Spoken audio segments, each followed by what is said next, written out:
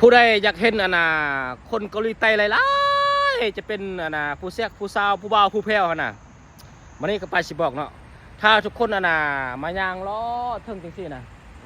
กาส่วนน้อยจะเห็นพี่น้องส่วนน้อยจะเห็นเห็นบอกเป็นตึกสิส่วนน้อยเนาะกาเห็น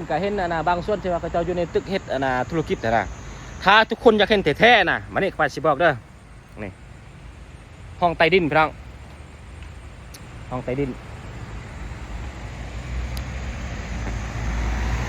เข้าไปนี่พี่น้องนี่เข้าไปสิมันก็ชิมีลิฟต์เห็นบ่มีลิฟต์จังซี่นี่เห็นบ่ลิฟต์เข้าลิฟต์ปุ๊บนี่ก็ลงไปลุ่มพุ่นแหละพี่น้องโอ้ยเป็นเป็น40-50 เมตรเป็น100 เมตรพุ่นอยู่ลุ่มพุ่นมีร้านอาหารมีเดินกีฬามีรถไฟมีรถใหญ่มีอาหารโอ้มีครบทุกอย่างพี่น้อง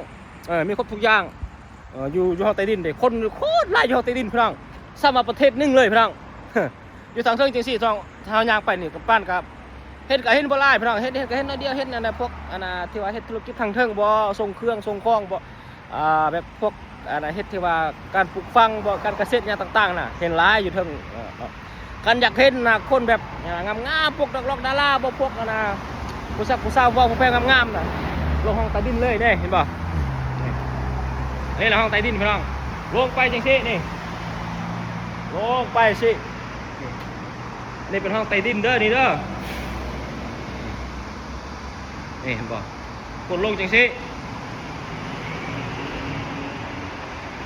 ลงไปถ้าอยากเห็นนี่ลงไปจังซี่เนาะอยู่พุ่นว่าสิมีลิฟต์เห็นบ่มีลิฟต์มีคันไดเลื่อน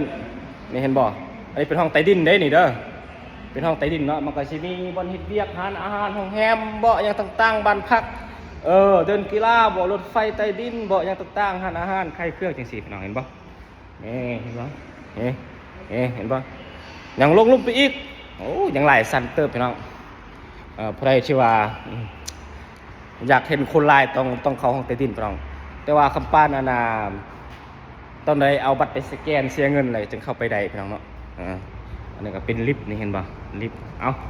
นี่เห็นบ่ทางเทิงพี่น้องเฮ้ยปุ่นมาจวดทางเทิงเบิ่งนี่อันนี้ก็ทางเทิงนี่เห็นบ่นี่ทางเทิงก็จะมีภูผาป่าไม้อย่างต่างๆพี่น้องในคนย่างกันนี่หน่อยเดียวนึงนี่ย่างโดนก็เจอ4-5 คน6 คนกันอยากเห็นลุ่มรถเอาถ้าเป็นตึกคอนโดอย่างต่างๆกะขนาดบอนป้ายไล่ๆอย่างซี่กะมันก็จะมีบอนโฆษณาใครเครื่องบ่ใครเกือบใครอย่างต่างๆเนาะถ้าเป็นตึกสูงๆแบบนั้นเห็นบ่แบบนั้นมันก็จะมีคนเช่าคนซื้อนะเขาซื้อเป็นสั้นเป็นตึกเนาะเขาซื้ออยู่แบบเป็นเฮือนทาวรเลยนะก็เจ้าเฮ็ดค่ายนะแล้วธุรกิจก็เจ้าเฮ็ดค่ายเนาะเอาฝากคลิปนี้เด้อกดไลค์กดแชร์กดติดตามพี่น้องจวดนำการพุ่นไปนำพุ่นแหละ